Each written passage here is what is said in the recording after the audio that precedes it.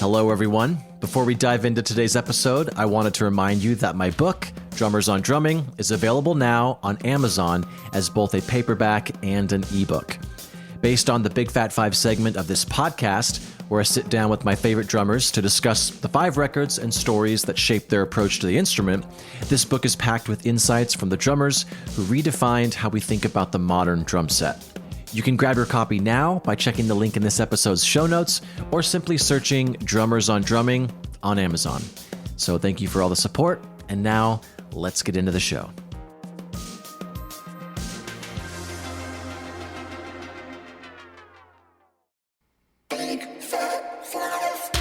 What is up? Welcome back to Big Fat 5, a podcast financially supported by Big Fat Snare Drum. This week's guest is Sheridan Riley, a drummer and overall fabulous musician based out of Washington State. Sheridan is the drummer for the band Alvvays, which I love, in addition to their own projects Peg and releases under their own name, Sheridan Riley, which we get into at the top of the show. They've also played with John Mitchell Quartet, Time of Wolves, Fort Wife, among many others. Sheridan is such a kind, caring person, and it shows in their conversational drumming. I really enjoyed this talk from my closet in my Airbnb in Philadelphia. Sometimes you gotta do what you gotta do. But please enjoy my chat with Sheridan Riley about the 5 records that shaped who they are as a drummer today. Cheers.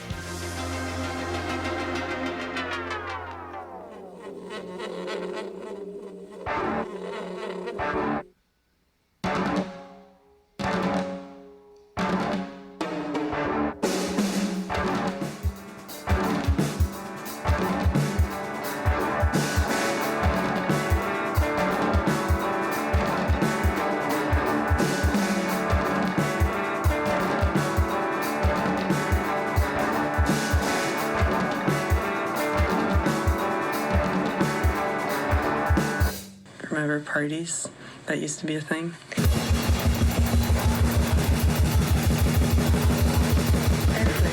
It's out to peace. Lilith is about to give birth to Lucifer.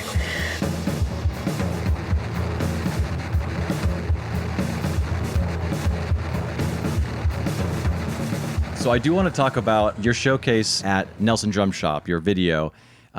Sounded amazing. And it's funny, the guitarist in my band, Cannons, when we went to Nelson Drum Shop, he was so enthused by that specific Red Rogers drum set. So it was cool to see you on that because he keeps sending me videos of it like, I want this drum set. But how did you decide what to play? Yeah, that was such a casual thing. That place is just legendary to me, you know. So when I finally got to go there in person, I was just really excited. But also, was on tour and slept like 3 hours the night before. It was like, great, anything to visit the drum shop. Well, I always like doing a little bit of a press roll on a snare, like fairly quietly. I feel like that always gives me a sense of the drum that I'm going to be playing. I mean, many bands I play, it really doesn't matter how a press roll sounds on the snare drum. You know, like the Super 10 that Alvvays uses, like, I'm not doing press rolls on that. I don't know, maybe it just goes back to like being a kid when it was like, oh my God, I did it. Like I did a drum roll, and there's like some kind of satisfaction and just like that's a happy place.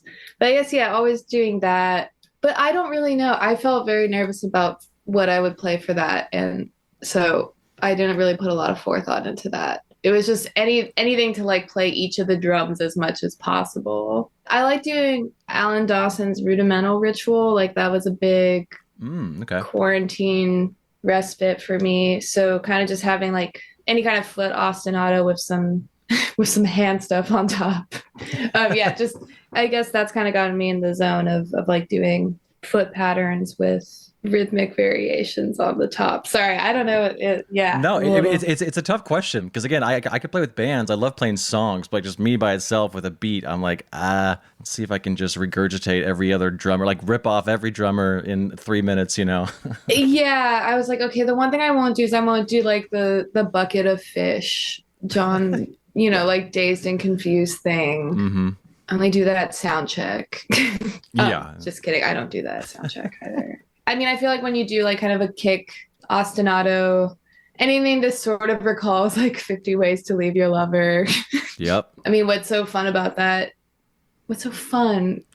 What's so fun about that beat is like, it does kind of have this bugle, drum and bugle quality to it, like a sound. There's something kind of traditional sounding about it. And I guess that's just always going to be a perplexing question. Like what do people want from a drum set? So I think it's always fun to kind of just do something quote unquote like traditional. I mean, that drum set was tuned so differently than like, the Rogers Holiday that I was using every night. I remember being like, I haven't played on like on ambassadors for months. Yeah. Crazy. The resonance. Who am I? Yeah. Yeah, it really brought those questions up for me. So before we get into your top 5, I do want to discuss some of your most recent projects. The two I want to discuss are Peg and then the one that you released under your own name, Sheridan Riley. Oh, yeah. So, and they're quite different, which is really cool. Makes me respect you as a musician even more because they're drastically different. And they're both super rad. So let's start with Peg. Yeah, that's like my songwriting project. I technically started writing those songs like 10 years ago. But yeah, I mean, kind of the idea with that project is like, I did just want to explore music through a different lens, like a songwriting lens. And I was lucky, basically, as soon as I was in high school, I was playing in bands, like not just like jazz band which was, that was really important. I still can't, I've never been able to pull that off, but Ditto. But was playing in bands and playing in one was like kind of a shoegazy vamp band, but a lot of them were like songwriting bands. So a few years of that, and I'm just like, actually, I don't know, like, what would I want to hear from drums, or what would I want to hear if I was approaching like whatever musical situation I'm in from like a vastly different vantage point or frame of reference. That's kind of what prompted that, but it wasn't even like that much of a thought experiment. It's also just like, I like songs, I like compositions, I like, part of what got me into drums was hearing how they affect the song they're in. I also like, I like drum solos. I don't look them up on YouTube anymore, but I did. But that's the thing. I think like because drums are technically like, a melodic, it's hard to remember what to do with them. And I think that's maybe every instrument. At a certain point, you're just kind of like, sure, what am I trying to communicate here? And I guess writing songs has been a really fun way to like understand music better and also just make me feel a lot more like I don't know what I'm doing. Love that I feeling. never have felt like I really know what I'm doing, but that certainly didn't help. But I guess I kind of ultimately seem to be going for that feeling to a certain extent because like that certainly keeps from complacency. But okay, I'm rambling on again. This is what I like. We're drummers. We ramble. I Yeah. look forward to the day when I feel like I know what the hell I'm doing. And then I'm also scared to death of when I have that sort of confidence. Yeah. I mean, I think it's that thing like drummers and maybe guitarists. I just say guitarists because I grew up like my dad is like a hobby guitarist. And a lot of people play guitar too, is the thing. But like, Yeah. I think it's that thing with like guitar players and then with drummers where it's like, oh, you're either a songwriter or a shredder, or it's like you either have feel or you have chops. And it's like, I don't know when those like reductions get put on young musicians, but it's so, I think it's a little off the mark. Maybe that's what enough educators or spectators talking to young musicians thought was the right way to convey a path for people, but I think it's very inaccurate. But yeah, sorry. Anyway, with Peg, I just like songs. And it used to be me playing guitar in that band and then working with friends who were drummers. And then when I moved and kind of started it again and basically got on the path of making that record, I was like, oh, actually, I don't really want to like work with another guitar player as a guitar player. Like, I'm just going to sing and play drums. Mm-hmm. Do you know Chris Cohen? The name sounds familiar, but I don't think I know him. Oh, he is amazing. He had put a record out, Overgrown Path. I think it came out in like 2012. Hmm. He was in Deerhoof Oh, okay. before. He was like guitarist, bassist in Deerhoof, but is an incredible multi-instrumentalist songwriter. After finding that record, I like looked up videos and saw that a lot of the time he was singing and playing drums. I was like, oh, maybe I could do that. Well, it sounds like you do it well. I mean, I only heard the one song that I believe is out, and I'm really it's a really good song. It's really pretty, Thank and so I'm you. excited to hear the rest of the record. Yeah, I'm excited for it to be out because it's been done a little while. And, Yeah. What about your project under your own name?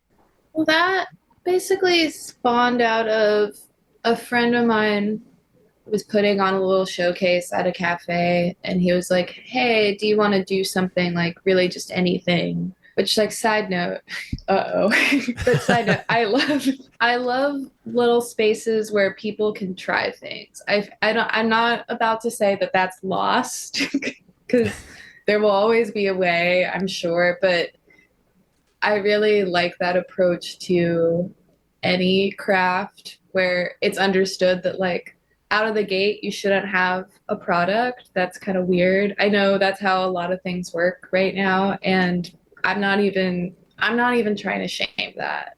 I'm not trying to stop the world we live in. But art for art's sake and performance for performance sake and experimentation for experimentation's sake are really beautiful things that I'm into it. And the only, not to be like, and that's what made my record.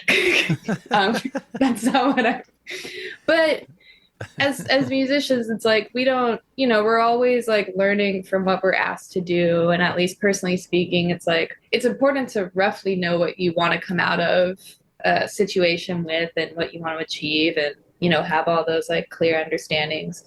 But also there's just, like before you started touring, like could you have ever really imagined what it would be like, or what you would learn, or how it would change your relationship to your instrument, which touring has done. Every tour I go on, I think about drumming differently than I did before. Absolutely. Yeah, basically my friend asking me to just put something together really vaguely. It's like, well, I have been wanting to do some kind of like drum set centric things, but like have some soundscapes interacting with the drums, which I'm still figuring out how to do that better. But yeah, so it basically just started from that. And I had felt kind of burnt out on playing in bands and trying to write songs, but this still felt like a fresh way to be like, compositional, or find a voice and a way to participate on the drums that kind of kept my attention, I guess. So it kind of spawned from that. And then just over the pandemic, when I was playing drums by myself for long stretches of time, just more depressing than I could have ever imagined. Yep. Trying to do bands over email was not fun for me when it seemed like that was all it was going to be. But I basically just started asking a couple people. I was like, hey, what if you sent me like a voice memo of just talk to me? And then kind of cutting that up and playing drums to that. But yeah, I guess while they are both very different, I would say my process isn't that different when I'm doing both of them. It's just the repertoire, like the palette's really different, but I think the approach isn't.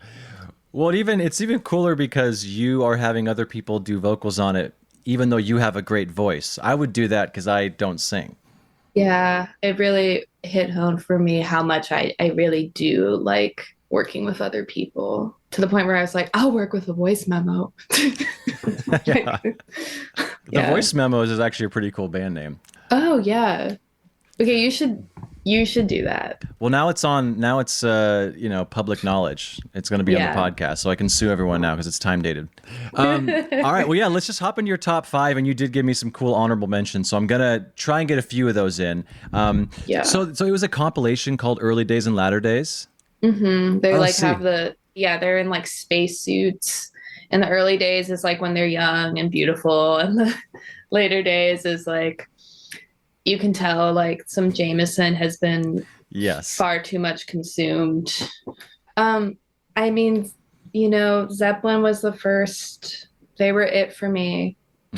I didn't put rock and roll on there because I was like, I'm tired of hearing that song. But it wouldn't be true if I didn't mention that drum intro was what really spoke to me as a toddler.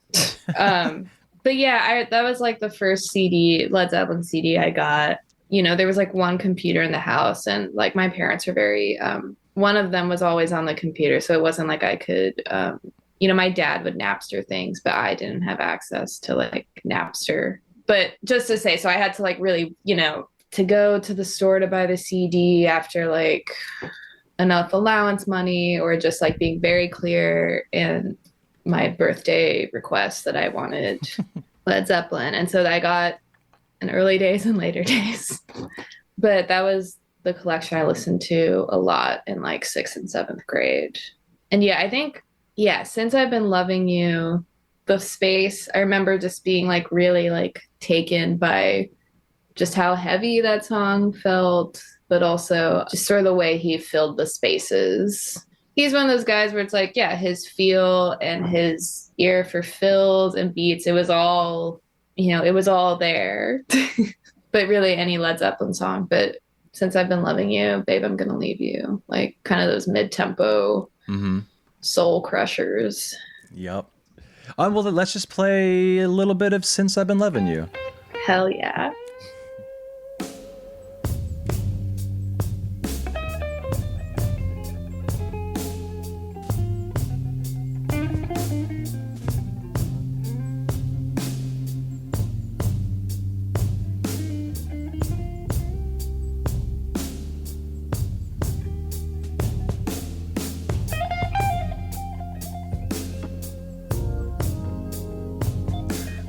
That little like straight time kick there, so good.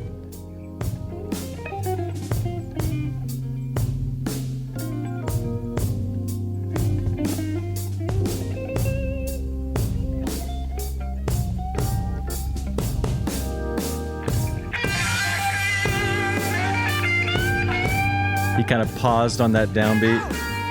Yeah. Yeah, Bonzo's so cool because, like, if someone were to play, like, this riff, I'd kind of want to go, like, Pink Floyd on it, nice and soft, but he's just like, fuck you, dude. Yeah. Working from 7 to 11 here and there. All right, let's go to number 2. And you were already mentioning this band. So it is The Runners 4 is the album. Release year is 2005. The artist is Deerhoof. And the song choice is Twin Killers. And Greg's last name, is it Saunier or Saunier? I've heard both. All right. Greg Saunier, because it makes me feel cultured. But let's just say Saunier. So take it away. Talk about what Greg did, or the whole band, how they influenced you. And then we'll listen to maybe a minute of Deerhoof. Well, when I first heard Deerhoof, and I think this is the first Deerhoof song I heard, it sounded like The Who, but like a different universe of The Who. Like the guitars and the drums were just slightly off of where I expected them to be. And that was very interesting to me. Mm-hmm. So it was like some familiarity there, but then just like totally not familiar feeling. Like I was just like, when I think the snare should land, it doesn't. When I think there shouldn't be a fill, there is, and it's great. That's what caught my like 15-year-old ear. It was just all very perplexing. And then Satomi's singing with a beautiful soft tone on top of this mayhem that felt oddly structured. I love it. Well, we were just talking about Zach Lind before you hopped on, and he was talking about how the element of surprise is an artist's greatest weapon. And I'm right there with them and you. That's what keeps you listening to a song, is not knowing what the hell they're going to do. All right, well, here's Twin Killers.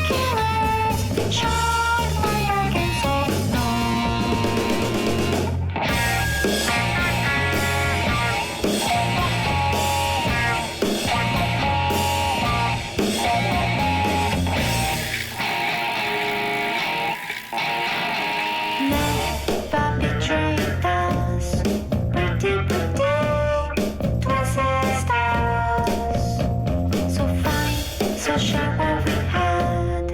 Tricky to pass. This it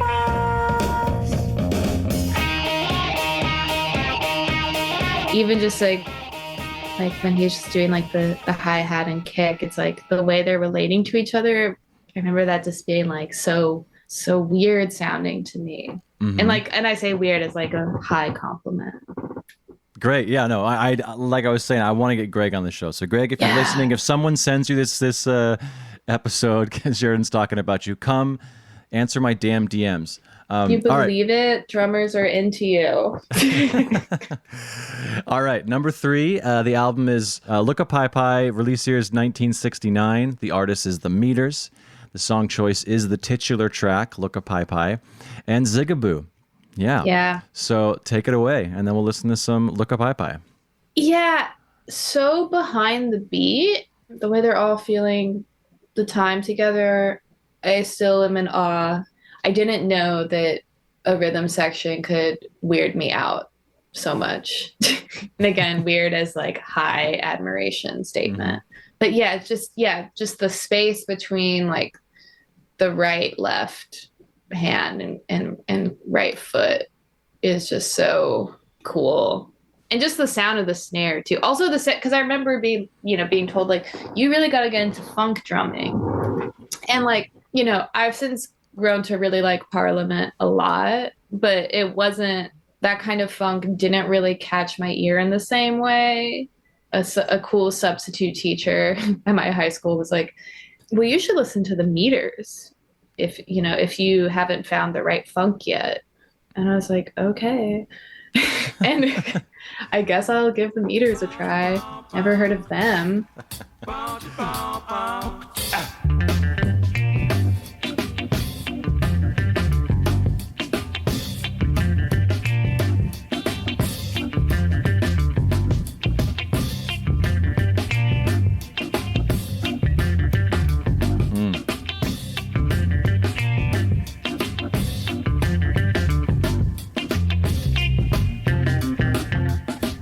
I wonder if he still has like the hi-hat that he used on all these records and how much that hi-hat would cost. It's the most famous barks of all time. Absolutely.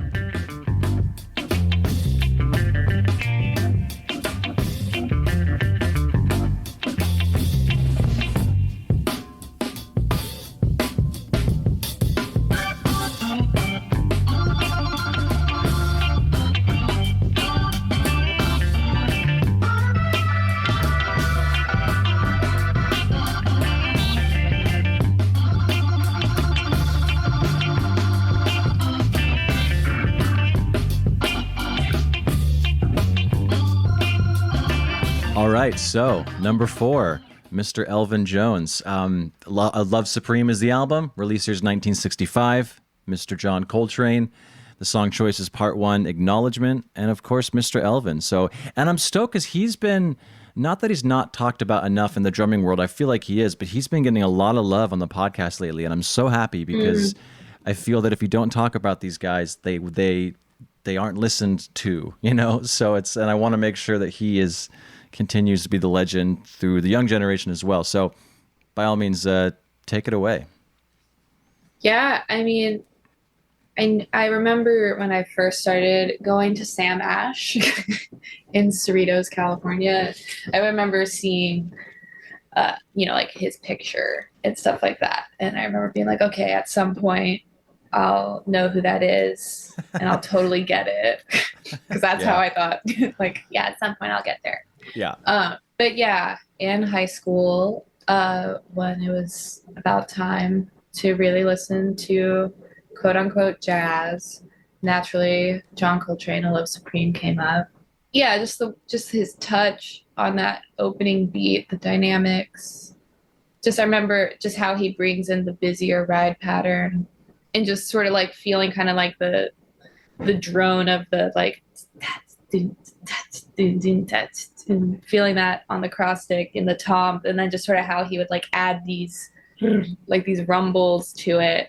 Oh, it was just so amazing. But again, it was just really impactful kind of hearing how it's like a pattern can be set forth and discernible, but then it's like sort of this fluidity with what is set up. And that's what makes, like, that's what's so ear catching. It's like this combination of like something familiar that you can latch onto, but kind of these like variations on the theme happening at the same time. And the drums could do that. Drums are able to do that in a really amazing way by virtue of like how it's set up. You have your four limbs and you can like keep something constant and something always changing around it.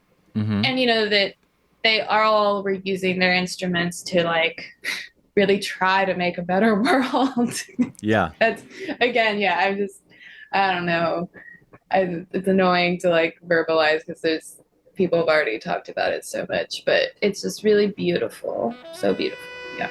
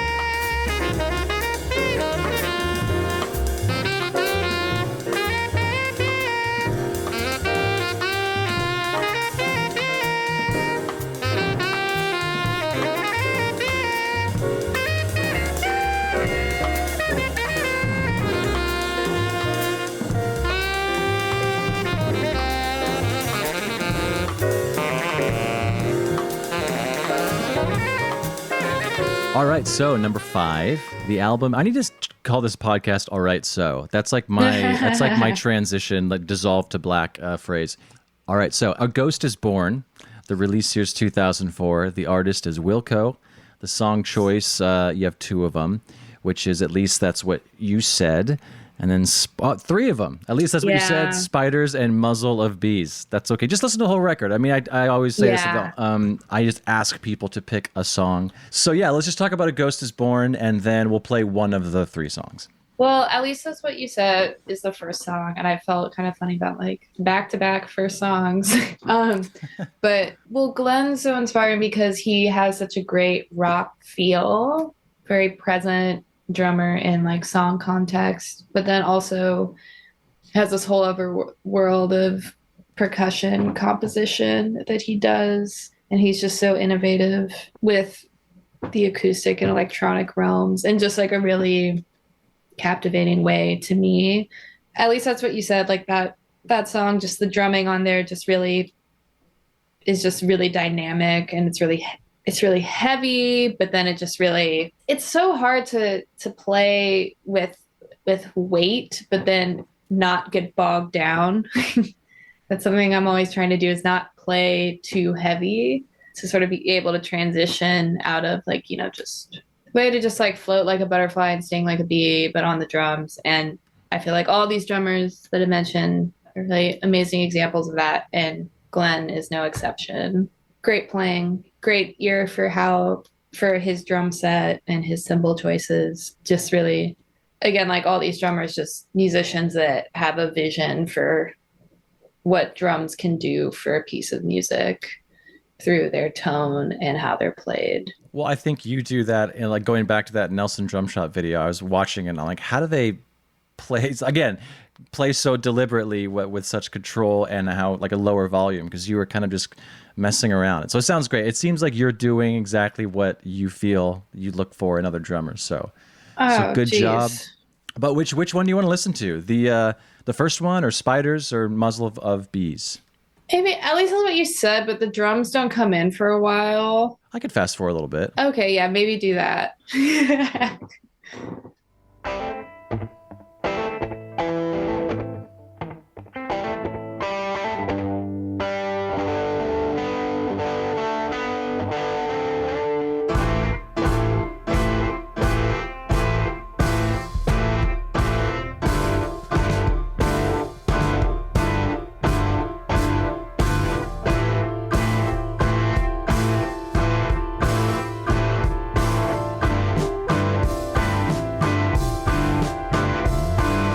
Perfect.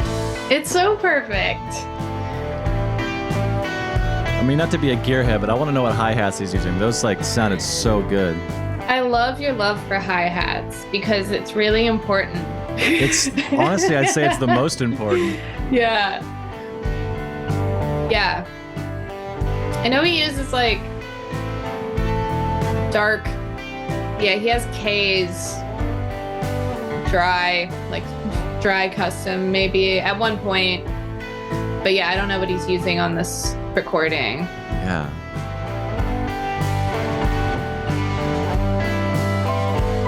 Yeah, I need to see them live. I've never seen Glenn live, and it's a travesty. Oh, yeah. It's been too long. I've only seen him 3 times. One time was a solo performance he did at Stanford. I happened to be up in the Bay Area. And I was like able to snag a ticket to Stanford to go see him do a very Steve Reich performance. All right. Well, let's get into at least 2 of your honorable mentions. And I don't want to, and people listening are going to roll their eyes. You did mention the band. Levon is my favorite drummer of all time. Hell yeah.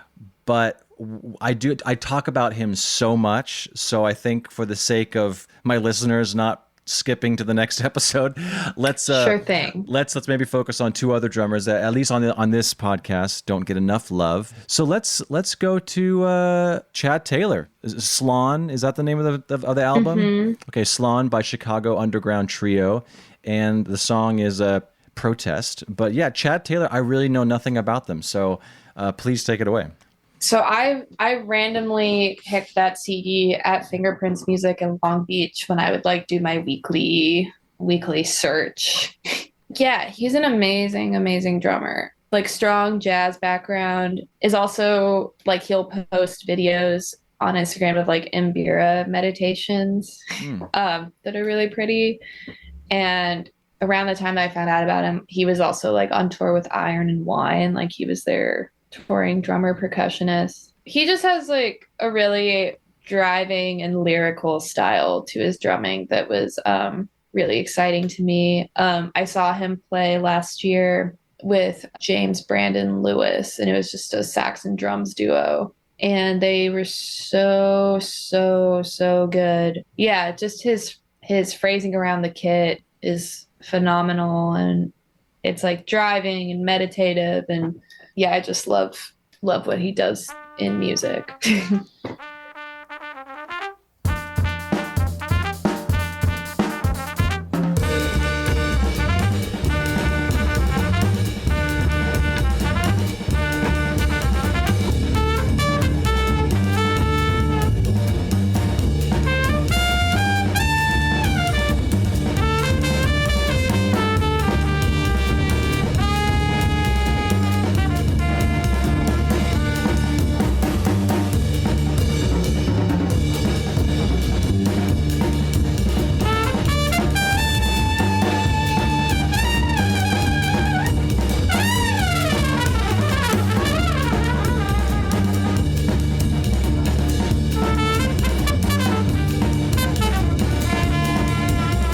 Let's do Homer Steinweiss and Dap King's drummer. I mean, he's been on so many. He's an amazing drummer. You go on his website and you just keep scrolling through all his credits. It's like, holy God, man.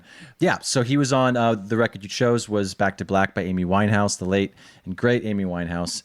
And the song, you chose a bunch of them. Rehab, He Can Only Hold Her, Valerie. For obvious reasons, why'd you choose Homer? Those, if the drums weren't good on those songs, it wouldn't have been a hit. That's like, No, I know that's what you an mean. annoyingly trite thing to say, but like, it was so obviously throwback, but it was just also music. I feel like there's like some kind of like subliminal element where you can kind of hear when things sound like formulaic versus when they're obviously taking cues from something well established, but really trying to work authentically within that and through those references. Yeah, I mean, he does what like is really hard to do, which is to actually sound like those drummers that were creating what we now find familiar. But at the time, they were the experimental musicians, like they were, there was a whole industry in figuring out like what would be a hit and what people go for. And it wasn't distilled through formulas in the same way that, inevitably the movement of time will like lead us to believe. I'm going on. I don't know what I'm talking about. But it's a weird thing to talk about, because it's like, just like even like the opening of Rehab, if you don't hit that bass drum and that hi-hat the way it's supposed to be hit, you're in trouble. I put that record because it's, it came out when I was like a freshman, and I remember first hearing that song on the radio and being like, what? And then, years later, I remember reading like an interview with Mark Ronson. He obviously is a gearhead, but he said like, if you just use a few good mics with a really good drummer, like that's what you'll get. And I appreciated hearing that because it's just Mike Homer Steinweiss well, and you'll have a hit. Like, just accurately convey someone who knows what they're doing and who cares, and it'll come through. They tried to make me go to rehab. I said no, no, no. Yes, I've been black, but when I come back, no, no, no. Time, and if my daddy thinks I'm fine, just try to make me go to rehab. I won't go. I'd rather be at home with Ray. I ain't got 70 days, 'cause there's nothing. Just the hi-hat's so dynamic. Yeah. So crunchy and warm sounding, the whole drum sound.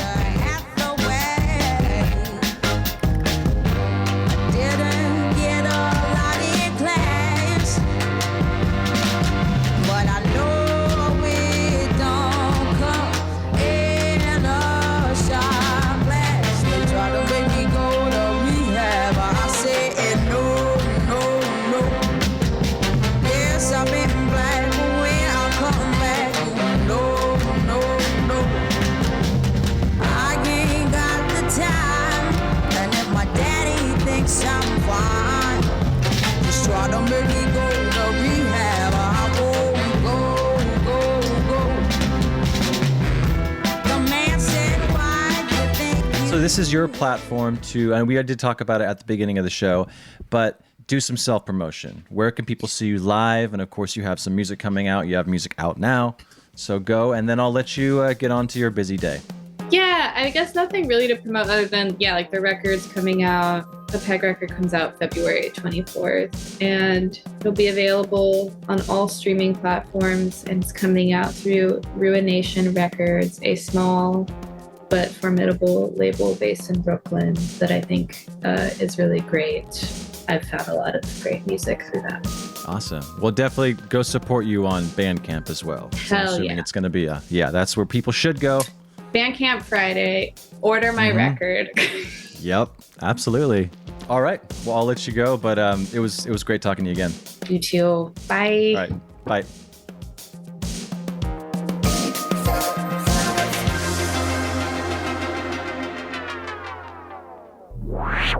And that's the show. If you're listening on a platform that allows ratings and reviews, do that. It helps more people find the show, so it'll get bigger and better, and hopefully I'll have a chance to sell out one day. But you'll be an OG listener that can brag to all your friends. Anyways, why don't you go and check us out at bigfatsnaredrum.com and follow us on all the socials. Just search for Big Fat Snare Drum and you will find us. The show is edited in part using Isotope RX Audio Editor. It's amazing, so go check that out at isotope.com. And thanks again to Gunnar Olsen for the theme music. Bye!